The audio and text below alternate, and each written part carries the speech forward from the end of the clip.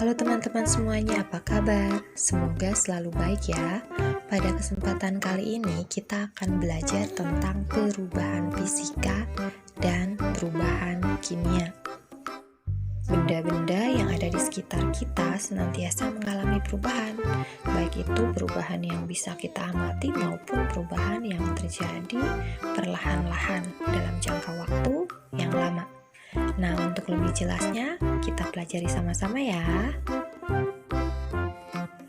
Ada dua jenis perubahan yang terjadi, yaitu perubahan fisika dan perubahan kimia. Apa sih yang dimaksud dengan perubahan fisika dan kimia itu? Perubahan fisika adalah perubahan yang terjadi pada suatu zat namun tidak menyebabkan terbentuknya zat baru. Perubahan zat seperti menguap, mencair, meleleh, membeku, menyublim, melebur, dan mendidih merupakan perubahan fisika. Contoh perubahan fisika misalnya air yang membeku, air yang menguap, uap air yang mengembun, es yang mencair, larutan coklat yang membeku, dan masih banyak lagi contoh yang lainnya ya.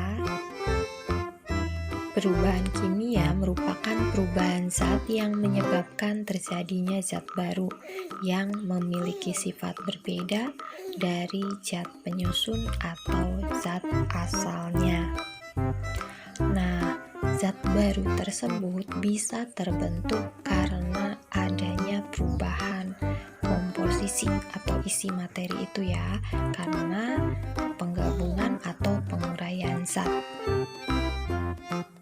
Contoh perubahan kimia misalnya besi yang berkarat, kemudian kayu yang dibakar, sayur yang dimasak sehingga menjadi matang, kemudian ada buah yang membusuk misalnya, terus susu yang menjadi asam, atau fermentasi yang disebabkan oleh bakteri seperti dalam pembuatan tempe atau yogurt. Nah, ada satu lagi nih yang membedakan antara perubahan kimia dan perubahan fisika, yaitu perubahan kimia bersifat tidak dapat dikembalikan, sedangkan perubahan fisika itu dapat dikembalikan. Apa sih maksudnya dapat balik dan tidak dapat balik itu? Nah, kalau dapat balik maksudnya seperti ini. Ketika beras sudah mengalami perubahan kimia menjadi nasi, tidak akan bisa dikembalikan lagi menjadi beras. Kemudian, contoh untuk yang dapat dikembalikan, misalnya air bisa kita ubah menjadi es batu, itu kita masukkan ke freezer, tetapi air bisa kembali lagi menjadi air ya. Es batu itu dapat kembali lagi menjadi air ketika kita letakkan di tempat yang terbuka.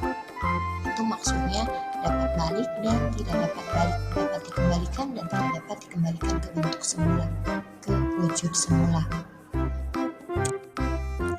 Nah, sekian dulu pembahasan kita tentang perubahan fisika dan perubahan kimia.